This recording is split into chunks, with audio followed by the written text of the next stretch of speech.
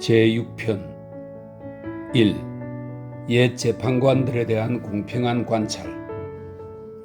1482년에 이브리 및 생탕트리 앙나 마르슈 남자, 국왕의 고문 겸 시종관의 파리 시장이기도 한 기사 로베르 데스투트빌은 나는 새도 떨어뜨릴 기세였다.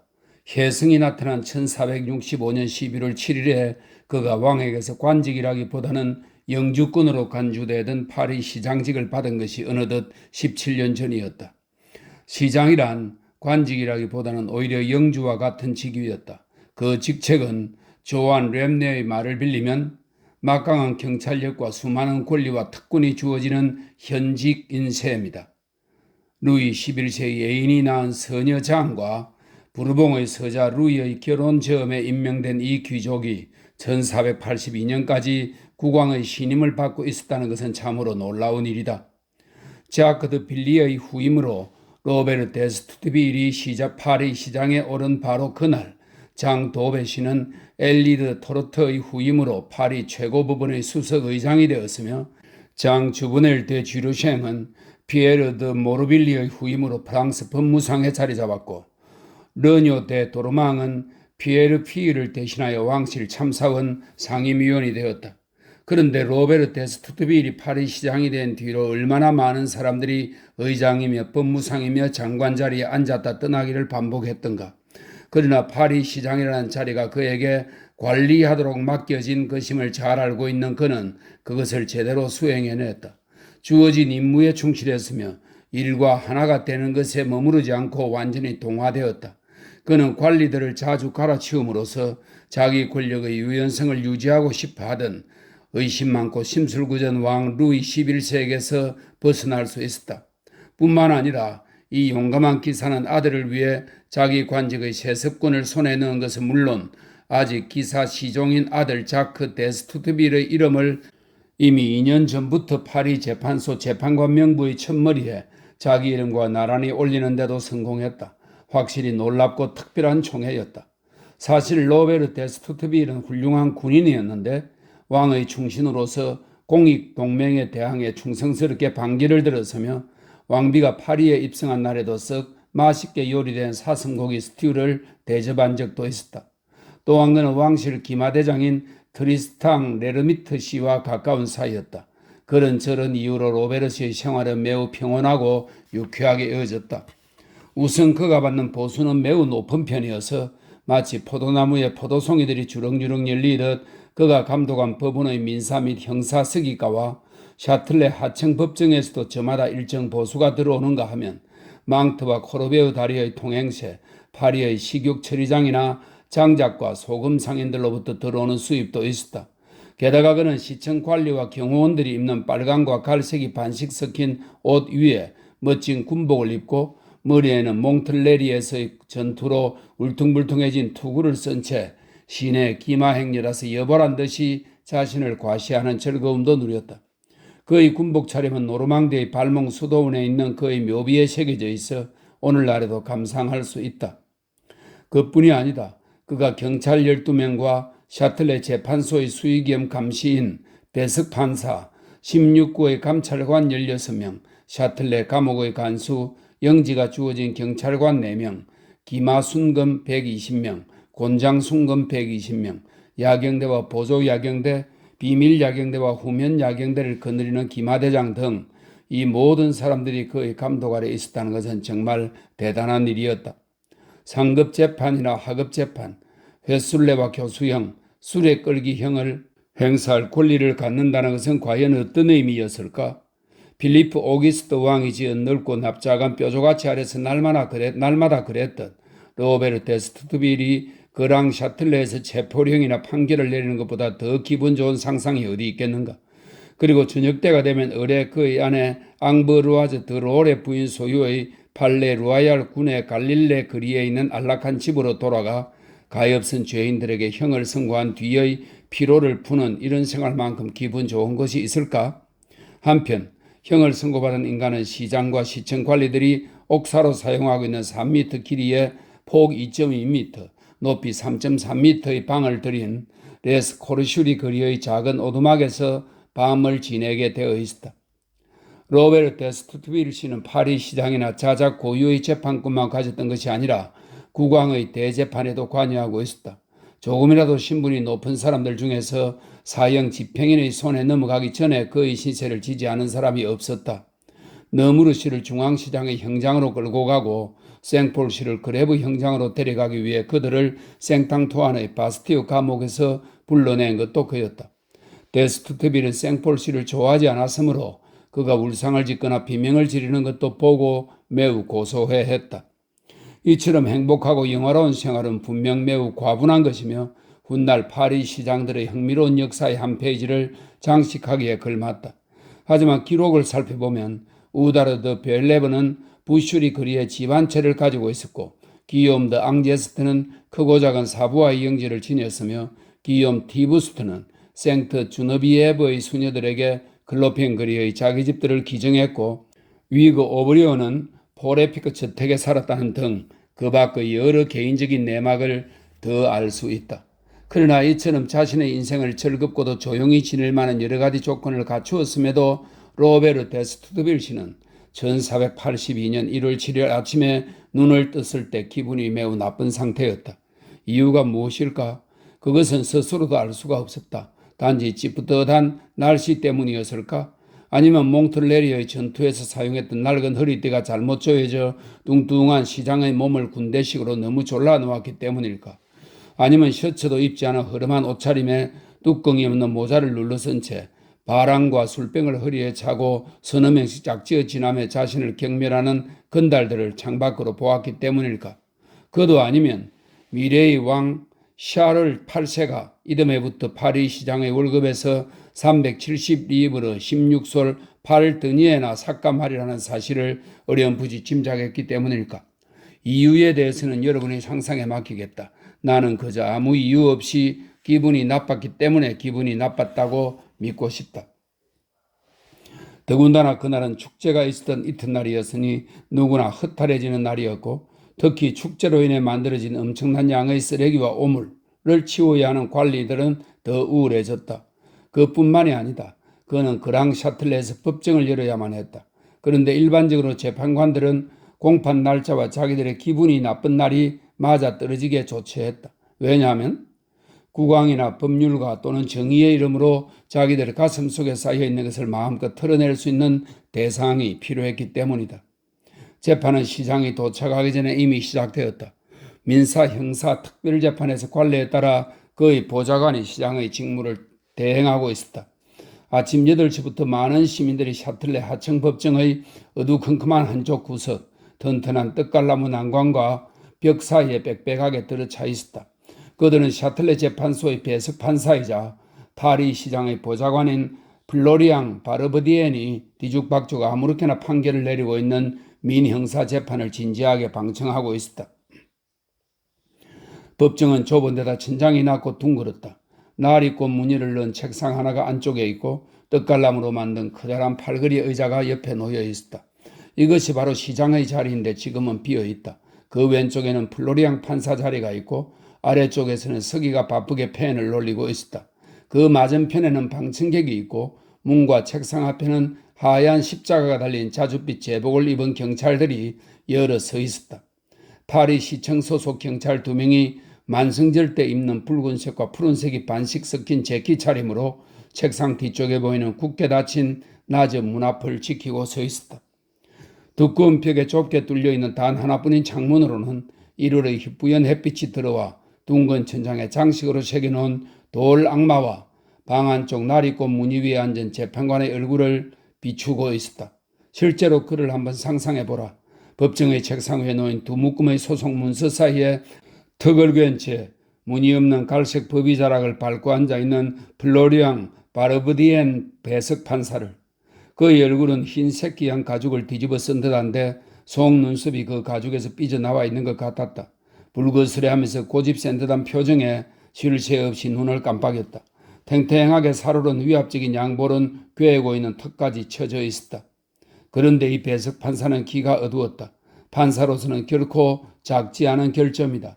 그런데도 그는 피고인의 호소를 들은 뒤에야 판결을 내렸고 이 판결은 매우 적절했다. 언제나 매우 적절한 판결을 내리고 있었다.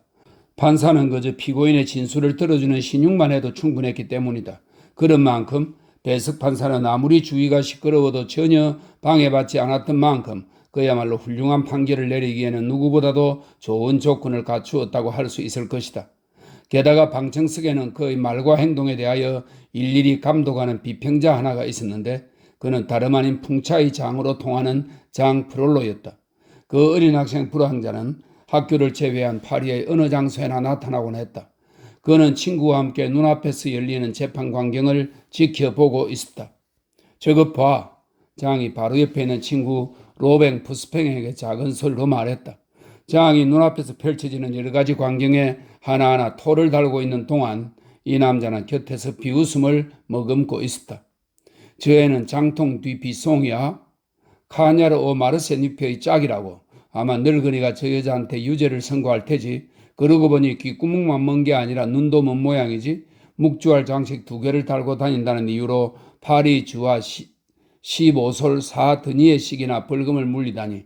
벌금이 너무 세잖아. 정말 인정머리 없는 재판이야. 저 사람은 또 뭐지? 여관주인 로뱅 셰프 드빌인데 여관업자로 인정받으려면 가입금을 내야 한다고? 아니 저 건달 사이에 귀족이 둘이나 끼어있네. 에글레데 수행과 위탱 더 마일리잖아. 기사 시종이 둘이나 잡혀왔군. 이거 정말 놀라운데. 저것들은 주사위 노름을 하다 잡혀왔구나. 우리 대학 총장님은 언제쯤 잡혀오시려나? 왕에게 파리 주와 100리브르를 벌금으로 바치려 말이야? 바르브디에 녀석. 아무것도 안 들리는 것처럼 오늘 아주 사정없이 후려치는구나. 참 정말로 귀머거리지. 나도 형처럼 부주교가 되고 싶어.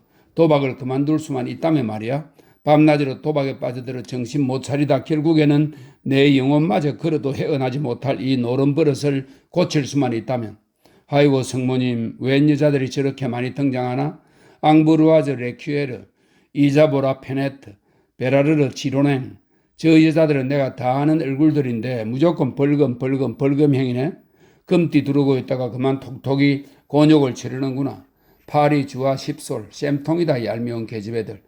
늙어 빠진 데다 귀머거리 멍텅구리 주제에 그래도 판사랍시고 정말 끄벙한 플로리앙 바르브디엔. 저런 놈이 법정에 자리를 차지하고 앉아 소송인을 집어삼키고 있잖아. 제멋대로 깨물고 씹어서 닥치는 대로 삼키고 있어.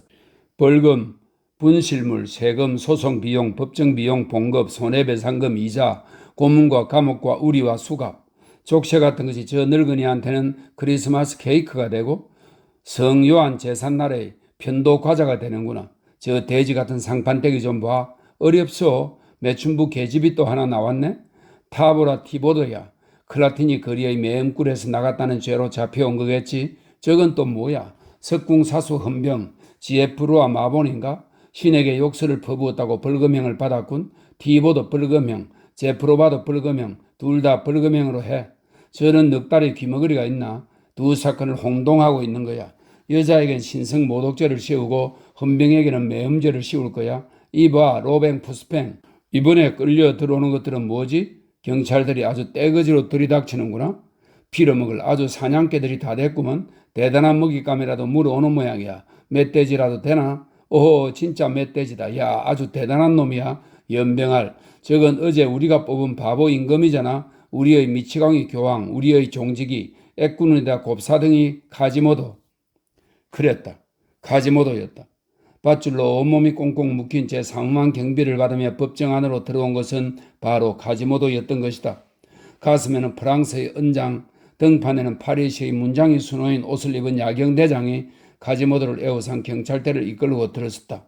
카지모도에게는 그의 기형적인 외모 말고는 사람들을 향한 아무런 무기나 위협도 없었으나 경찰대는 그에게 총과 날카로운 창끝을 겨누고 있었다. 그는 침울한 얼굴로 아무 말 없이 가만히 있었다. 이따금 하나뿐인 눈으로 제 몸에 감겨있는 포성줄을 씩씩거리며 둘러볼 뿐이었다. 또한 그는 성난 눈초리로 방청석을 둘러보기도 했는데 그 시선이 흐리멍덩하여 꼭 잠을 자는 것 같았으므로 여자들은 서로 손가락질하며 그를 비웃으댔다. 그 사이 배석 판사 플로리앙은 서기가 가져온 소송 서류를 신중하게 뒤적거리고 있었는데 다 살펴본 뒤 한동안 곰곰이 무언가 생각하는 것 같았다. 그는 언제나 신문을 시작하기 전에 이처럼 신중한 태도로 피고인의 이름과 신분, 범죄 사실에 대해 미리 파악한 뒤 예상되는 피고인의 답변에 대한 응답을 준비함으로써 자신의 귀가 들리지 않는다는 사실을 들키지 않고 성공리에 판결을 내릴 수 있었다. 소송 서류는 그에게서 맹인을 인도하는 안내견과 같았다. 때로는 깜빡 잊고 엉뚱한 질문을 하다가 귀머거리라는 사실을 들키기도 했는데, 그런 경우에 어떤 사람들은 그것을 거의 심오함으로 생각하고 또 어떤 이들은 어리석음 때문으로 여기기도 했다. 어떤 경우든 재판관으로서의 명예는 훼손되지 않았다.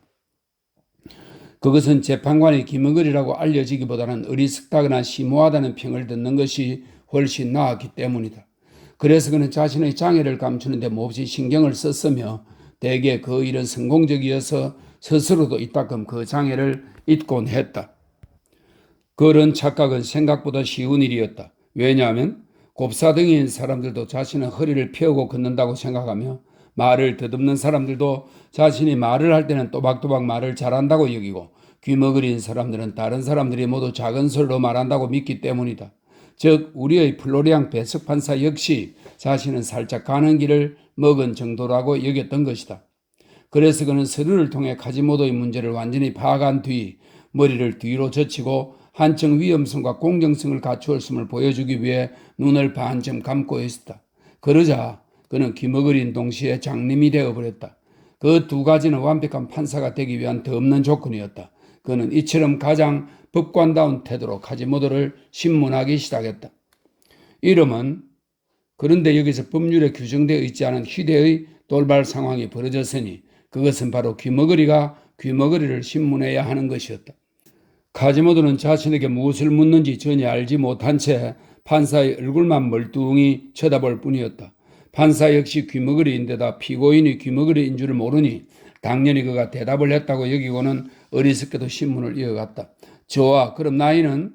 이번에도 카지모도는 아무 대답도 하지 않았다. 판사는 대답한 것으로 생각하고 다음 질문을 이어갔다. 그럼 직업은? 카지모도는 여전히 침묵했다. 그 사이 방청석에서는 작은 수군거림이 들려오더니 이내 웅성거리기 시작했다. 좋아. 피고인의 대답을 침착하게 기다려준 배석 판사는 세 번째 질문에 대한 답변이 끝났다고 생각하고 말했다.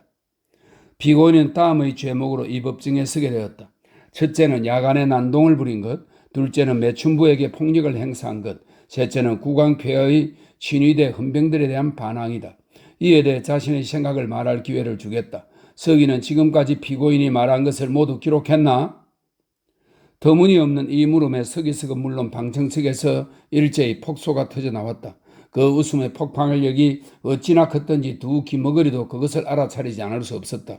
카지모도는 자신의 굽은 등을 들썩거리며 경멸의 시선으로 방청석을 둘러보았다.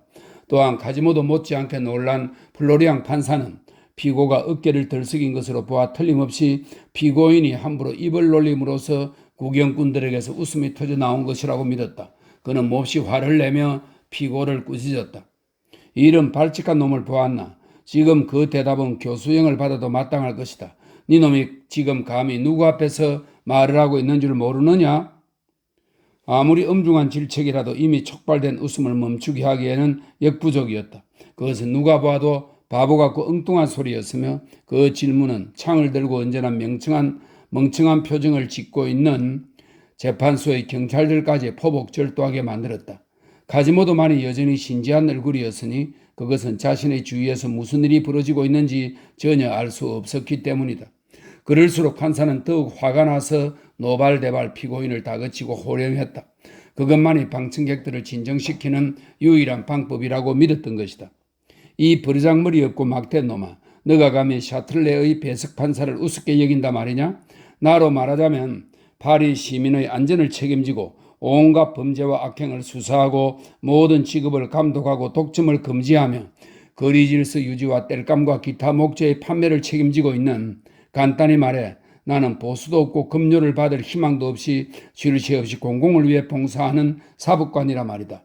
또한 파리 시장의 보좌관이며 시청과 대법원과 등기소의 초심 재판소에서 똑같은 권력을 가진 감찰관이자 조사관, 감독관이며 심사관인 플로리앙 바르브디엔이라는 사람이다.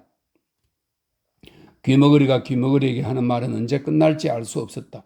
그때 만약 안쪽의 낮은 문이 갑자기 열리고 파리 시장의 모습이 나타나지 않았더라면 그처럼 웅변수를 자랑하던 플로리앙 판사가 언제쯤 이 사건을 매듭지을지 하느님만이 알고 계실 터였다. 시장이 들어섰을 때 플로리앙은 즉각 입을 다문 것이 아니라 발 뒤꿈치로 몸을 한 바퀴 돌려 시장을 향해 서서는 그때까지 카지모도를 향해 쏟아붓던 말의 화살을 재빨리 돌리며 각하 하고 말을 이어갔다. 여기 있는 피고인이 중대한 죄를 저지르고도 부족해 법정에서 재판관을 모욕하는 죄까지 더했으니 각하께서 좋으실 대로 벌을 내려주시길 바라는 바입니다. 그러고는 숨을 몰아쉬며 이마에서 뚝뚝 떨어져 앞에 펼쳐져 있던 양피지를 눈물처럼 적시는 땀방울을 훔치며 자리에 앉았다.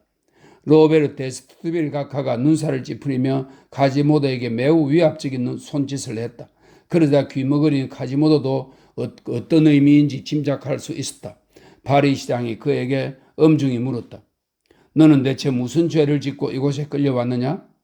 가엾은 귀머거리는 시장이 이름을 묻는 것이라 지레 짐작하고 침묵을 깨고 끼어들어가는 쉰소리로 대답했다. 카지모도라고 합니다. 질문과 대답이 전혀 달랐기 때문에 또다시 폭소가 터져나왔다. 그러자 로베르 데스투빌도 성이 나서 얼굴이 시뻘개져서는 소리쳤다. 뭐야, 나까지 조롱하는 거냐? 이런 발치간 놈 같으니라고? 노트르담의 종지기입니다. 카지모도가 다시 이렇게 대답했다. 판사가 직업이 뭐냐고 묻는 줄 알았던 것이다. 종직이라고? 그렇게 되뇌는 시장은 앞서 말한 대로 아침부터 심기가 불편했으므로 굳이 이런 동문수답 때문이 아니더라도 당장 우라통이 터질 지경이었다. 종직이? 그렇다면 내가 너를 파리 한복판으로 끌고 나가 네 놈의 등짝을 종치듯 채찍으로 후려쳐 주마. 알겠느냐 이 악당아? 제 나이는 성 마르텐 축제가 지나면 20살이 됩니다. 다시 이어진 대답에 시장의 사물성은 한계에 다다랐다. 뭐야? 너가 감히 나를 가지고 노는 거야? 채찍 담당은 이놈을 그레브 광장의 죄인 공시대로 끌고 가서 1시간 동안 빙글빙글 돌려가며 채찍질한 다음 거리에서 끌고 다니도록 해라. 아주 따끔한 맛을 보여주겠다. 요 발칙한 놈. 본 판결은 파리 자장령의 7개 영지 안에서 나팔 4명을 세워서 세상 사람들에게 알리도록 하여라. 서기는 즉시 판결문을 기록했다. 제기랄, 아주 훌륭한 판결이다. 장 프롤로가 한쪽 구석에서 외쳤다. 시장은 고개를 돌려 여전히 분노가 가라앉지 않은 채 씩씩대며 카지모도를 매섭게 쏘아보았다. 저 녀석이 방금 제기랄이라고 욕을 한 것 같은데 이봐 서기, 신성한 법정을 욕설로 모독한 죄로 파리 주와 12드니의 벌금을 추가하라. 징수된 벌금의 절반은 생테스타시우 성당의 재산관리위원회로 기부하도록. 나는 생테스타시우를 특별히 아끼니까. 얼마 뒤 완성된 판결문은 간결하고 단순했다. 파리시와 파리 자장령의 관례는 법원장 티보 바이에와 국왕 변호사 로제 바름에 의해 바뀌지 않아 아직은 예전 그대로였다. 그 시절 그것은 이 두 법률가가 16세기 초에 거기에 심어놓은 소송과 소송 절차의 높다란 덤불에 가로막혀 있지 않았다. 모든 것이 명쾌하고 빠르고 분명했다. 사람들은 목적지를 향해 곧바로 걸어갔고 덤불도 애운길도 없이 곧장 오솔길 끝에서 차형 바퀴나 교수대 또는 죄인 공시대에 맞닥뜨리는 것이었다. 어쨌든 사람들은 자기가 어디로 가는지 알고 있었다. 서기가 시장에게 판결문을 제출하자 시장은 도장을 찍고 법정을 순회하기 위해 나섰다. 그토록 기분 나쁜 상태로는 그날 파리 시내의 모든 감옥을 죄수로 가득 채우고도 남을 것 같았다.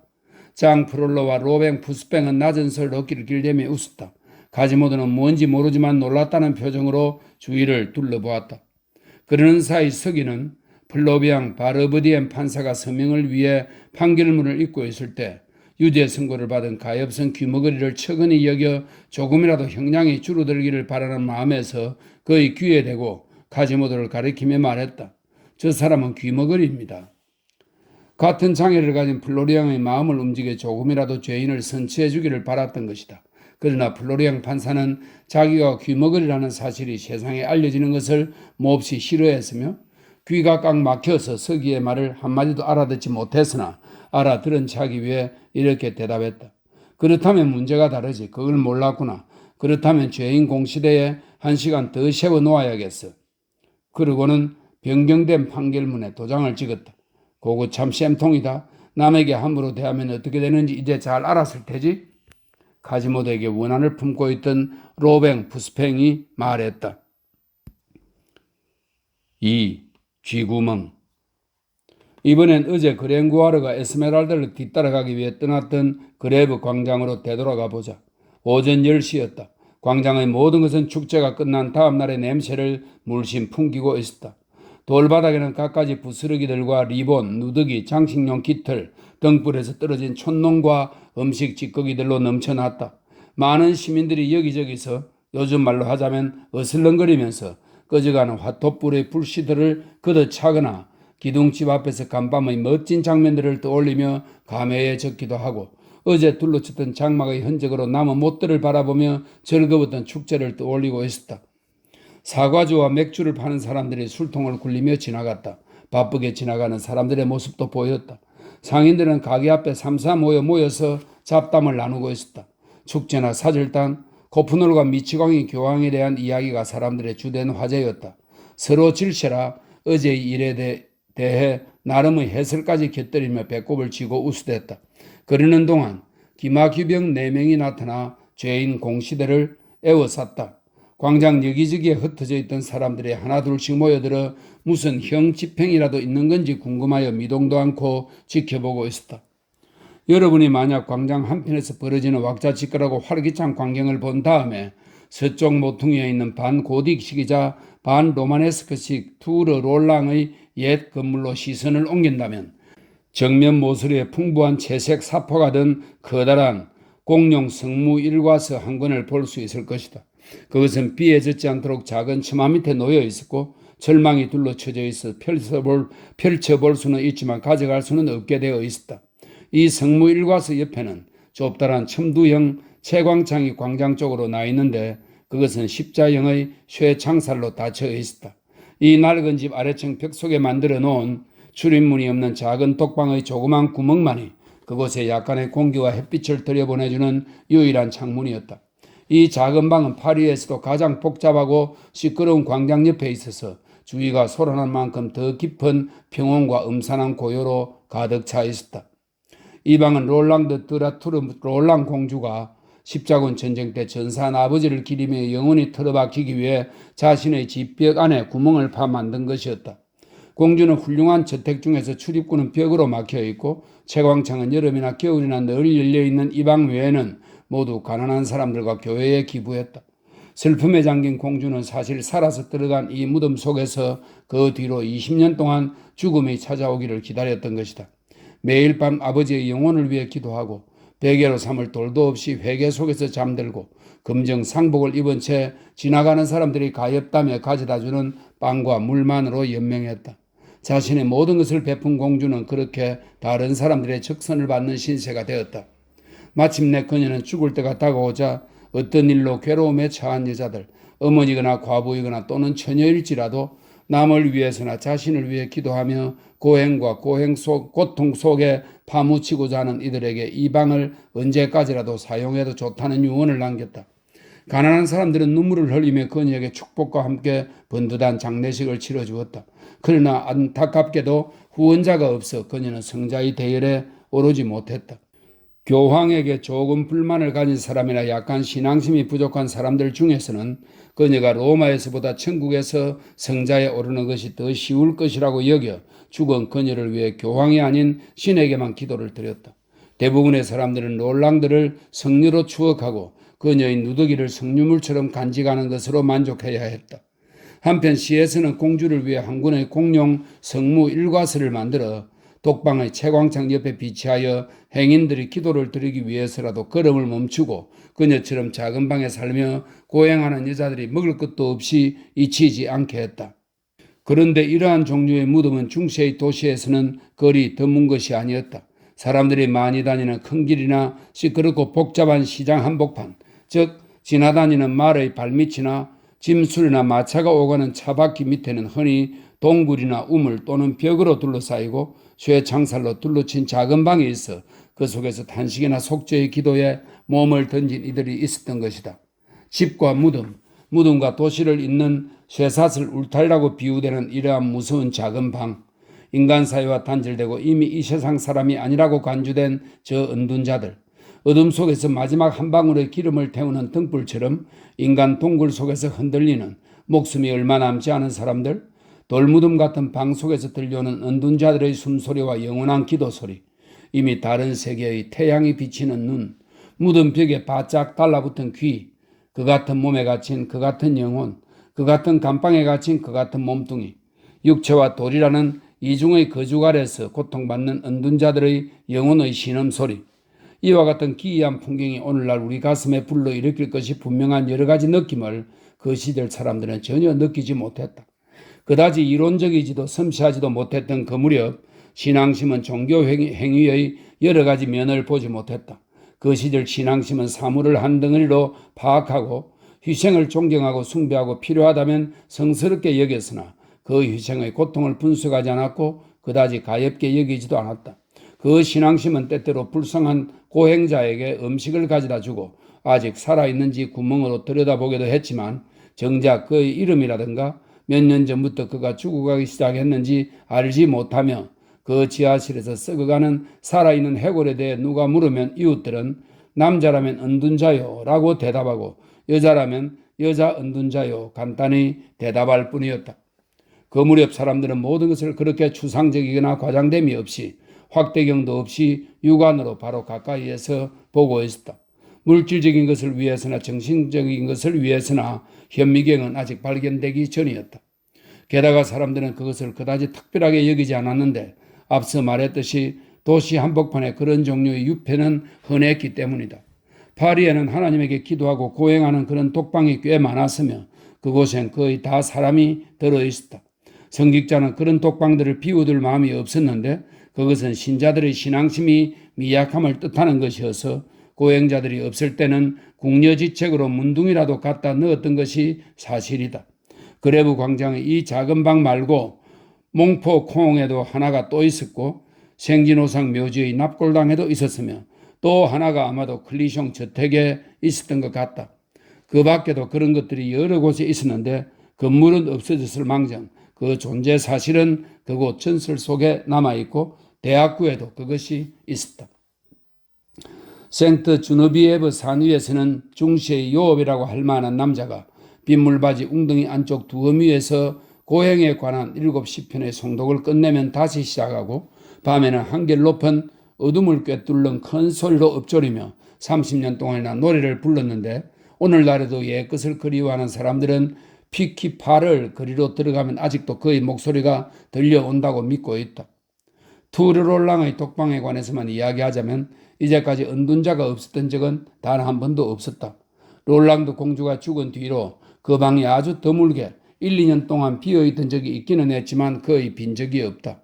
숱한 여자들이 거기서 죽을 때까지 부모나 애인을 애도하고 참회의 눈물을 흘리며 죽어갔다. 모든 것에 심지어 심술하고는 아무 상관도 없는 것들에까지 참견하기 좋아하는 장난기 많은 파리 사람들은 은둔자 중에 과부들은 별로 없었다고 주장한다. 그 시절 관습에 따라 바깥벽에는 라틴어로 된 비명이 붙어 있었는데 동행인들 가운데 학식이 있는 사람이라면 이 방이 종교적인 목적으로 쓰인다는 것을 알 수 있었다. 문 위에 짤막한 문구를 새겨 건물의 쓰임새나 유래에 대해 설명하는 습관은 16세기 중葉까지 지켜져 왔다. 그리하여 프랑스에서는 지금도 두르빌 성주의 저택에 있는 감옥 쪽문에 묵묵히 희망을 가져라 라는 글이 새겨져 있으며 아일랜드에는 재판정 포테스큐 성의 대문에 그려진 방패 문장 아래 강한 방패는 인명의 안전을 구한다 라는 글이 새겨져 있고 영국에는 쿠프 백작의 방문객용 숙소의 현관 출입문 위에 이 성은 당신 것입니다 라는 글이 씌여 있다. 이러한 것들을 통해 그 무렵 건물은 모두 사상을 잘 표현하고 있다는 것을 알 수 있다. 투르 롤랑의 벽으로 둘러싸인 작은 방에는 문이 없었으므로 창문 위에 큼직한 마간 라틴어로 다음과 같은 두 글자가 새겨져 있다. 그대 기도하라. 일반인들이란 극히 상식적이어서 사물의 미묘한 의미를 관찰하지 못하므로 루이 대왕에게를 생드니 문이라 번역하고도 오류를 알지 못한다. 그와 마찬가지로 위의 라틴어로 인해 사람들은 그 어둡고 축축한 동굴 같은 방에 투르오라, 쥐구멍이라는 이름을 붙이고 말았다. 이것은 본디 뜻에 비하면 전혀 경건함이 느껴지지 않지만 오히려 더욱 생생한 느낌을 준다.